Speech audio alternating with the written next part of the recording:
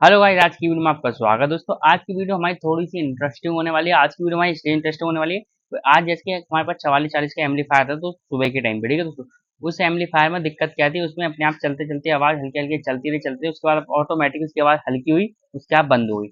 अब वो आवाज बंद होने के कारण उनने सोचा शायद इसकी आईसी खराब होगी, तो उनकी जब आईसी खराब, तो उन्होंने हमसे बोला ये चलते चलते अपने आप ऑटोमेटिक बंद हो गया। तो हमने सोचा चलो कोई नहीं, इसकी आईसी खराब हुई, तो हमने उस दौरान उसमें आईसी डाली, पर दोस्तों वो आईसी में वर्क नहीं करी। जब वो आईसी उसमें काम नहीं करी, तो हमने सोचा शायद हो सकता है इसमें कोई दूसरी प्रॉब्लम, पर दोस्तों आईसी हमारी खराब नहीं हुई थी। तो हमने जब आईसी उसमें डाली थी, तब भी हमारा बोर्ड वही दिक्कत दिखा रहा था जो हमारा पहले ही भी दिखा रहा था।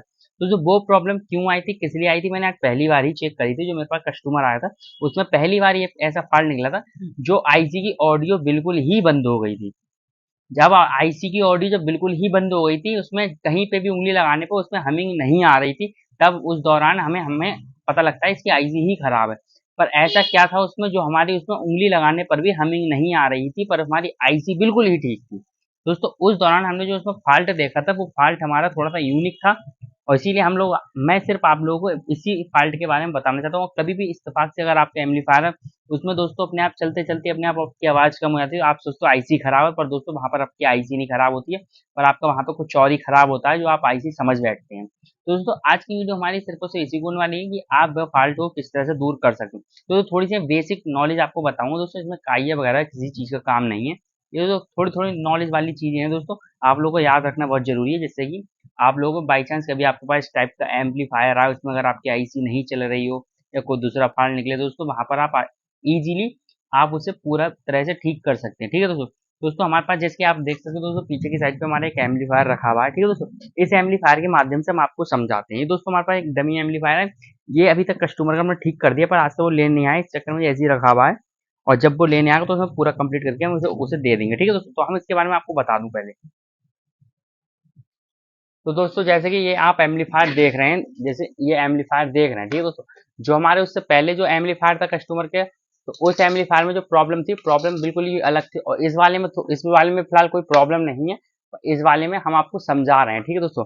जैसे कि उसमें क्या था हमारा, हमने यहाँ पर ये पूरी आईसी ही हमने चेंज कर दी, पर उसके बाद भी हमारी उसमें ऑडियो नहीं आई थी।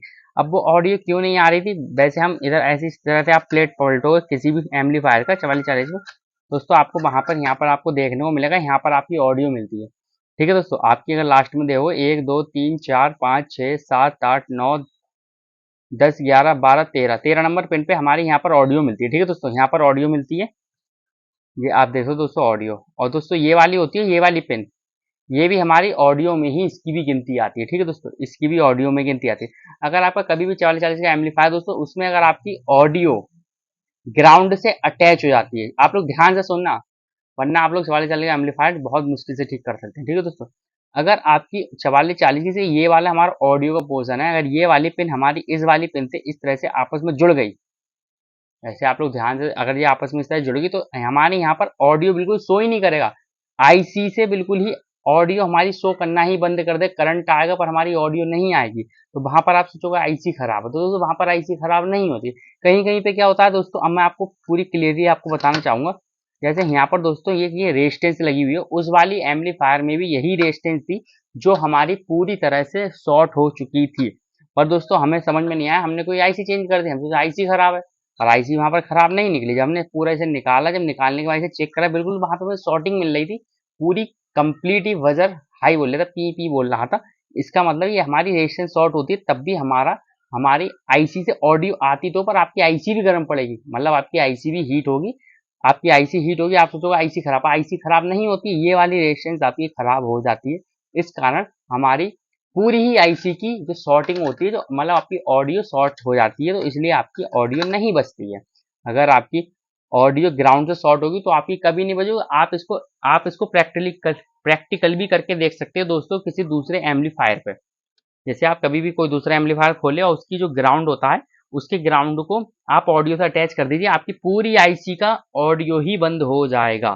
समझ सकते हो दोस्तों, वहां पर ये सिचुएशन रहती है, ठीक है दोस्तों। जैसे कि आप लोग बड़े बड़े एम्पलीफायर भी दोस्तों, उसमें माइक का पोर्शन होता है, उसमें भी आपका यही प्रॉब्लम रहता है, ठीक है दोस्तों।